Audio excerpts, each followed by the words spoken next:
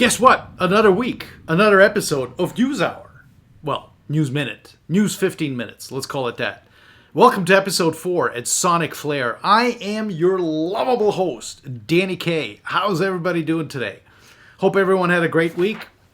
And let's kind of dive right to it. I even made myself a cheat sheet so I don't have to keep looking at stuff and trying to figure out what I'm saying and what I'm not saying and all that good stuff. So, first up, I gotta tell you, it is incredible how everything, and I mean everything, revolves around vinyl, primarily, digital to an extent, vinyl, and then, of course, turntables.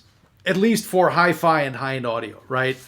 And, none made more clear than by the fact that virtually every one of these weekly news shows, episode 4, as I said, feature at least one, if not 2 or 3 turntables. I mean, what's the world coming to? Incredible. So first up, Roksan, UK manufacturer, came up in, I believe they got founded in 1985 by 2 then students, I believe, or they were going to university in London. And they were both kind of like, figuring, hey, we can do playback better than anyone else. Let's figure out something. And so the Roksan Xerxes turntable, which is now, 35 years old, is still in production. Obviously not the same as it used to be, but it's still in production. And I remember reading all the magazine articles, and it was like, wow, this thing is the best. It's awesome. It's incredible. It's this, that, and the other. It's super. It's the most incredible vinyl playback piece of equipment ever created. Well, that manufacturer, fast forward 35 years into 2021, and they have created the new Attessa turntable and Attessa integrated amp and Attessa streaming amp.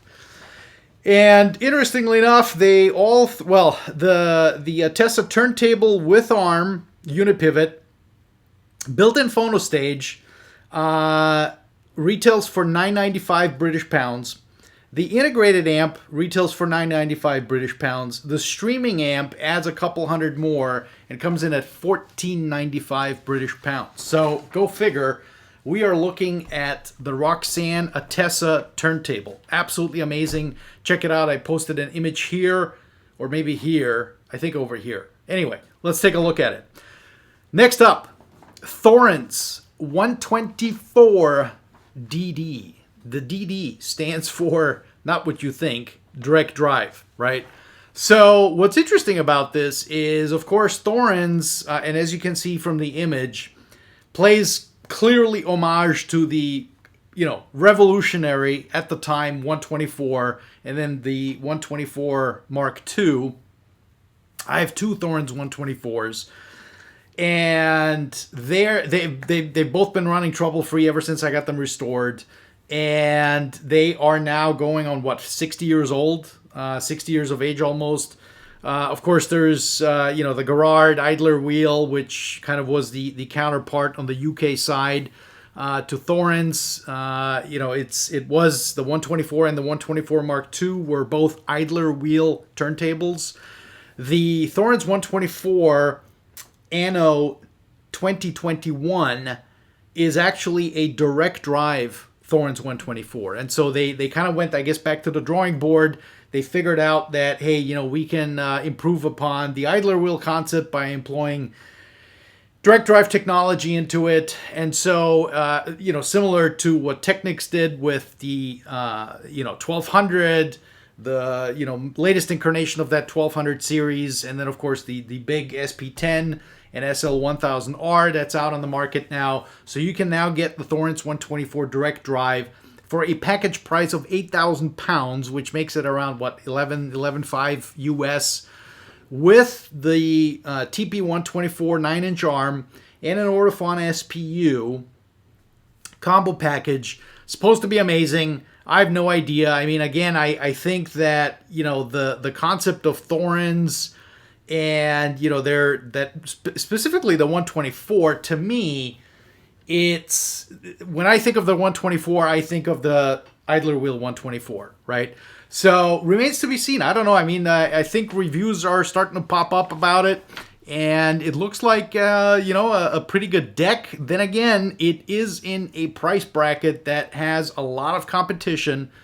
There's a lot of opportunity to look at all kinds of other decks. Come to mind Brinkman, come to mind Bergman, come to mind Kuzma, come to mind, Technics, obviously, etc., etc. So, I mean, you've got a lot of choices in that price bracket where you can put together an incredible turntable. Is it going to be any better than the 124? I have no idea. At some point, hopefully, I will be requesting one for review, and we'll find out.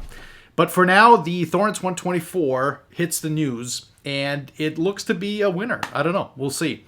Next up, another turntable. What did I tell you just a moment ago? It's all about turntables these days. The Burmester 217. So interestingly enough, with Burmester nomenclature of their individual product ranges, I don't know if you knew this, but I'll give you a little tip. 217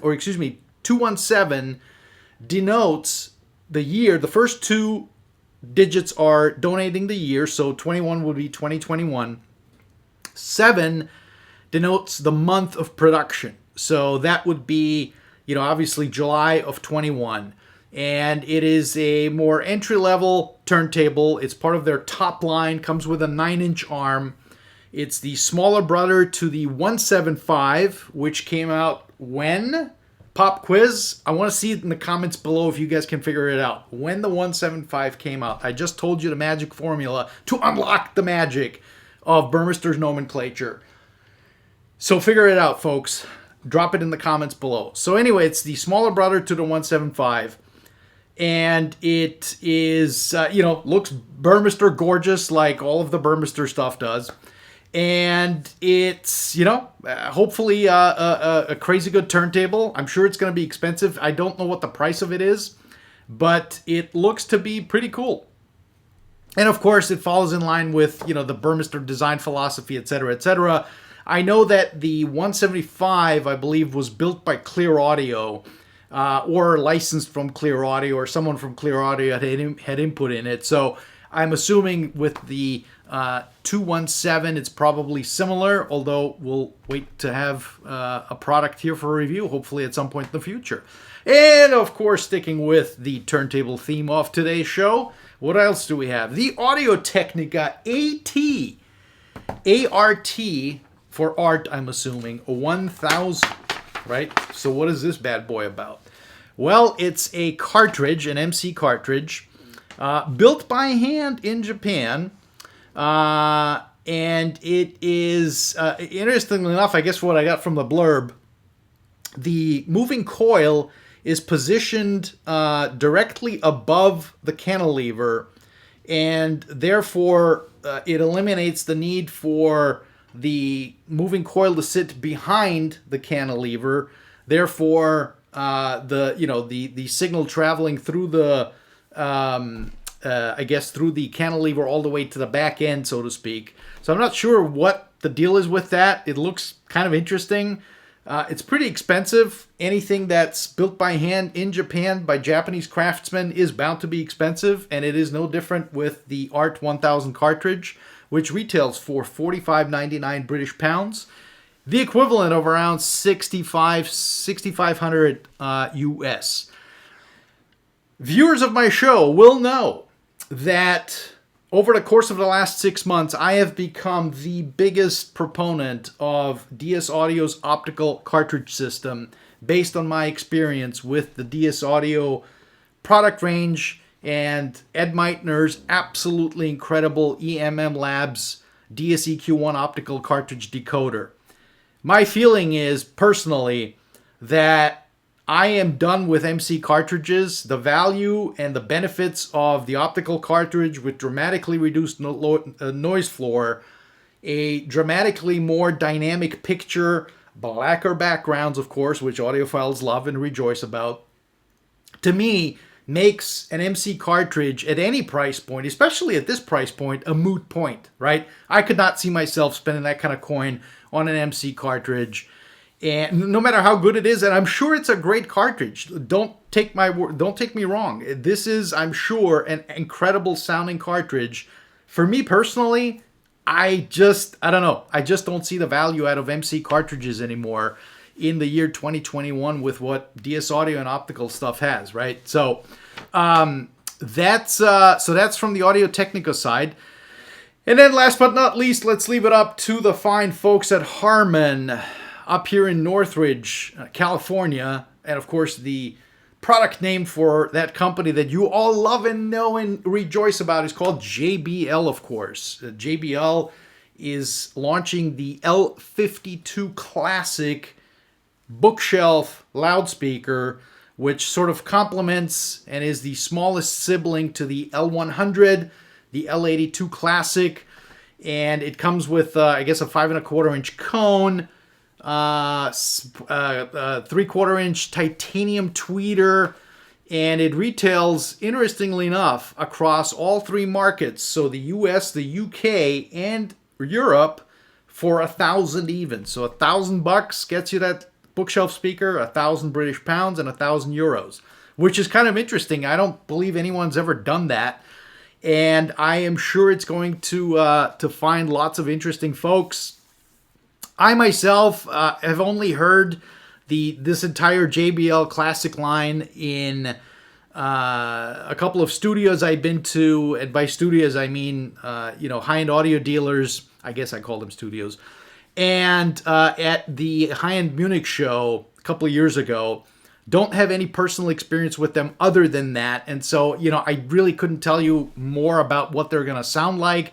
I think they kind of harken back to their, glory days of the 70s, certainly with the looks. They have that appearance of, classic JBL studio monitor. And, I'm assuming it's probably a decent sounding speaker. And we will just have to wait and see what the reviews are saying. Anyway, that's it, my friends. Thank you for tuning in.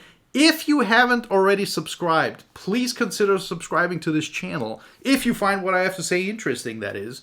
And of course, hit the like button. It helps with all the Google algorithms and YouTube algorithms to make this channel stand out more. And of course, thereby allowing me to create more content, etc., etc. So, thanks for tuning in, and we will see you guys on the flip side. Ciao.